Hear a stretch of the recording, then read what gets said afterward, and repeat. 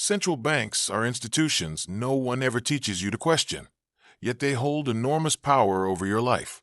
They don't make headlines, they don't step onto election stages, and most people can't even explain what they actually do. But central banks control everything: the value of your money, the direction of your economy, and the price of the assets you've worked a lifetime to accumulate. They can create wealth overnight, or destroy it just as quickly. And here's the most striking truth: this power, contrary to popular belief, is not accountable to you. This is the story of how central banks became the core of modern finance, not as neutral referees, but as power centers playing the very game they helped create.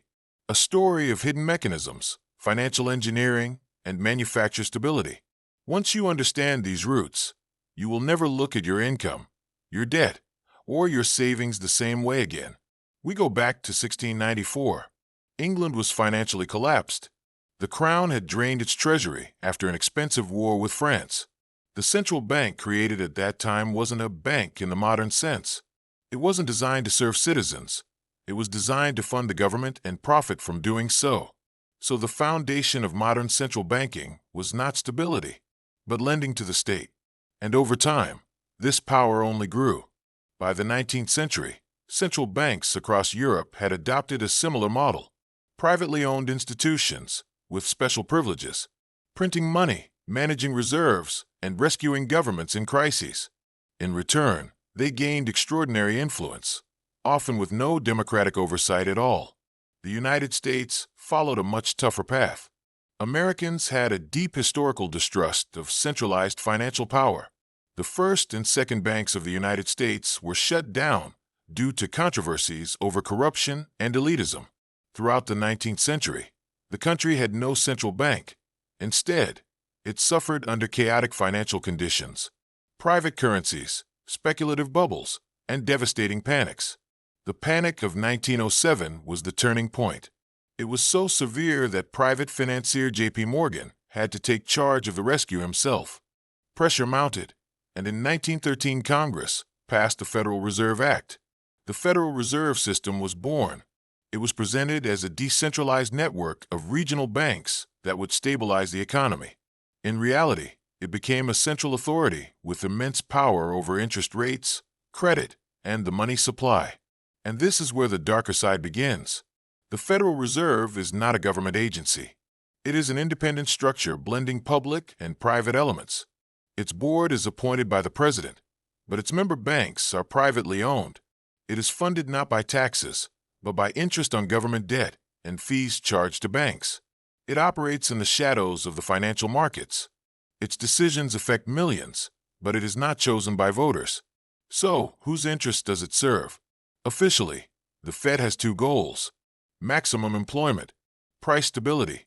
But in practice, its actions often protect the very institutions it is supposed to regulate. During the 2008 crisis, the Fed didn't just cut rates. It printed trillions, rescued investment banks, propped up asset prices, and guaranteed toxic debt. In 2020, the same pattern repeated. It bought corporate bonds, injected liquidity into the markets, inflated new asset bubbles, and made the wealthy even richer, while the public was distracted with trickle-down promises. Here's the truth: central banks don't just manage the economy, they shape it. When they cut rates, stocks soar. When they tighten, markets crash. When they print money, asset holders get richer. When they raise rates, the middle class gets crushed by mortgage and credit costs.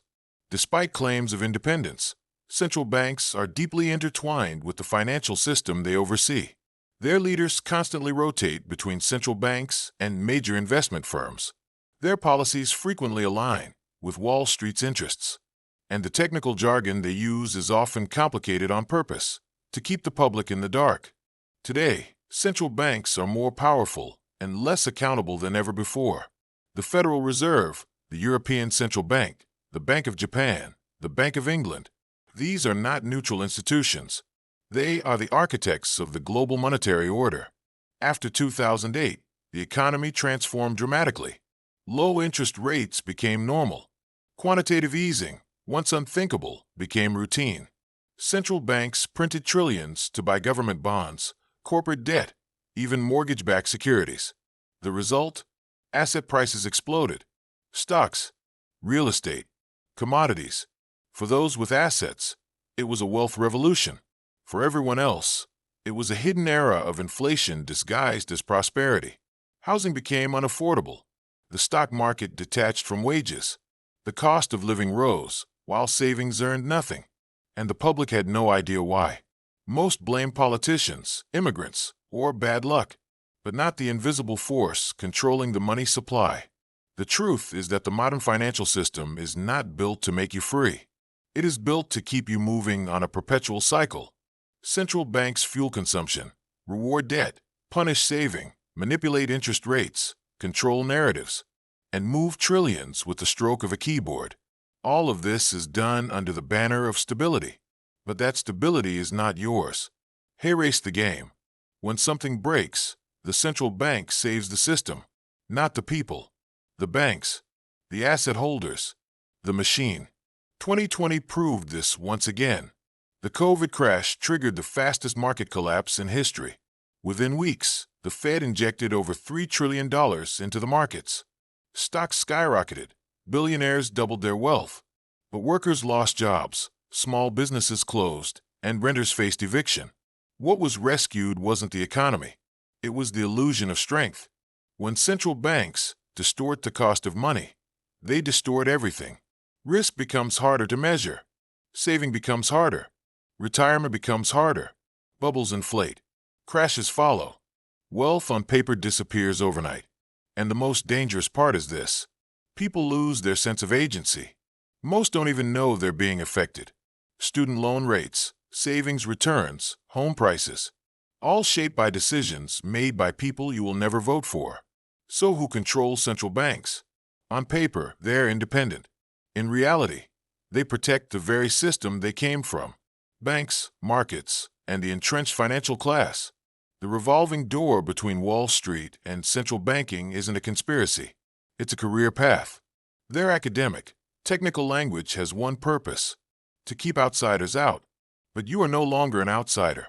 Once you understand how the financial system is built and how central banks enforce it, you begin to reclaim your freedom. Financial education is not just budgeting or investing. It is power. It is knowing that money is political, inflation is not random, and interest rates are tools in a much larger game. Freedom begins when you understand the system and learn how to stand outside its traps. This may mean owning assets that cannot be printed, creating income not tied to debt cycles, rejecting the belief that prosperity requires endless growth, because growth fueled by infinite debt and non-stop consumption is a treadmill, and the faster it spins, the harder it is to escape. So what can you do? Start by seeing clearly. Central banks are not divine forces. They are players. Their tools, interest rates, liquidity injections, asset purchases, are not designed for your freedom, but to stabilize markets and preserve a fragile, debt-driven economy. You cannot fight this system directly, but you can reduce its influence over your life. Diversify, simplify, reduce debt, own things that cannot be printed, learn how money works, teach others, question every narrative, because when the next crisis comes, and it will, the central bank will do what it always does: protect the system, not you. Protecting yourself is your job.